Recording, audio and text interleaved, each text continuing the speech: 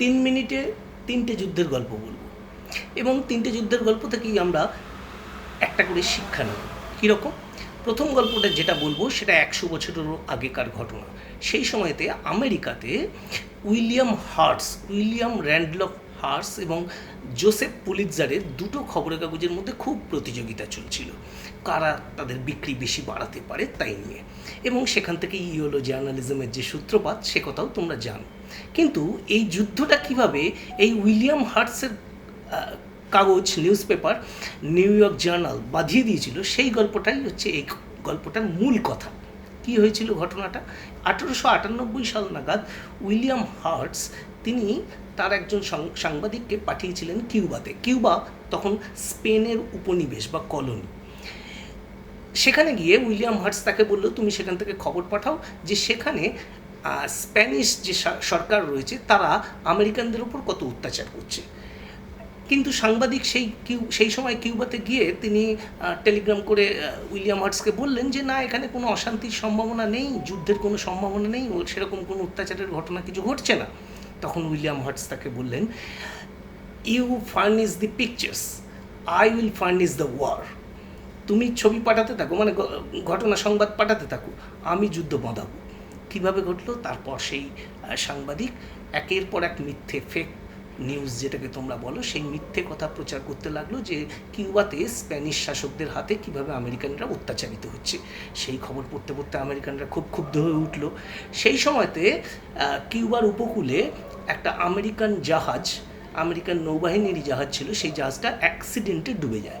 অ্যাক্সিডেন্টে যে ডুবে গেছিলো সে কথাটা আমেরিকার গভর্নমেন্ট জানতে পেরেছিল, কারণ অ্যাক্সিডেন্টে অনেকে মারা গেলেও জাহাজের কয়েকজন বেঁচে গেছিলো। জাহাজের ক্যাপ্টেন নিজেই বেঁচে গেছিলেন, তিনি বলেছিলেন যে এটা একটা অ্যাক্সিডেন্ট।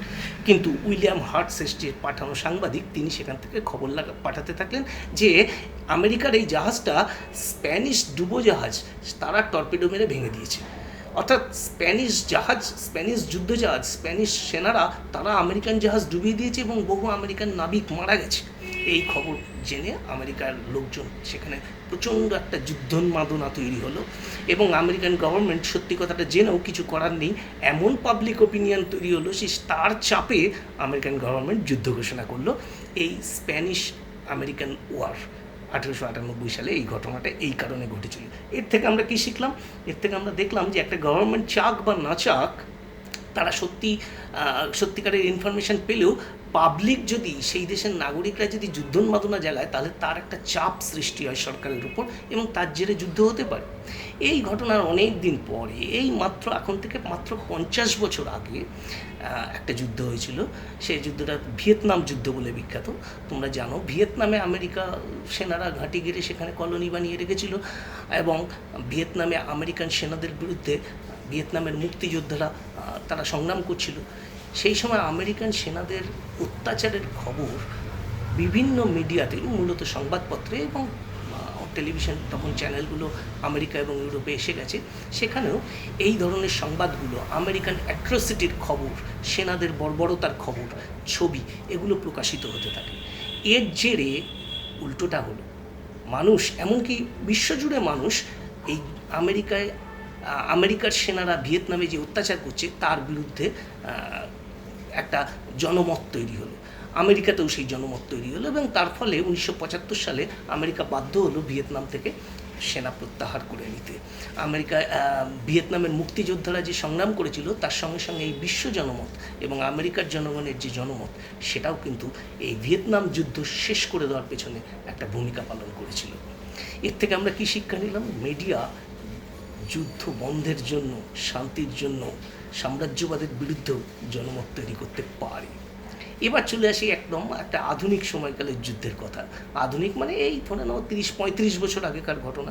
1990-91 সালে ইরাকে আমেরিকা যুদ্ধ করেছিল। এই যুদ্ধটাও আমেরিকা যখন এই ইরাক যুদ্ধ ঘোষণা করে, যেটা প্রথম উপসাগরীয় যুদ্ধ বা ফার্স্ট গালফ ওয়ার নামে বিখ্যাত, তখন আমেরিকার যিনি দায়িত্বে ছিলেন ডিফেন্সের, কলিন পাওয়েল, তিনি বলেছিলেন ভিয়েতনামে যে ভুল আমরা করেছি সেই ভুল আমরা আর এখানে করব না। আমরা এখানে শুধু সেনা দিয়ে যুদ্ধ করব না, আমরা এখানে মিডিয়াকেও যুদ্ধে ব্যবহার করব। এবং তিনি তাই করলেন।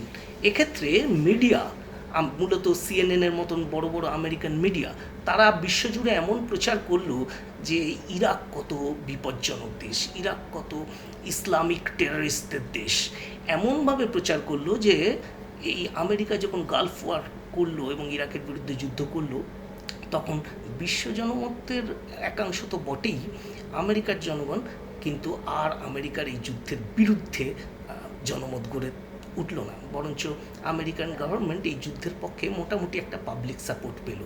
এই যে মিডিয়াকে ব্যবহার করলো, এই মিডিয়াকে ব্যবহার করার জন্য আমেরিকা এমবেডেড জার্নালিজমকে ইউজ করেছিল।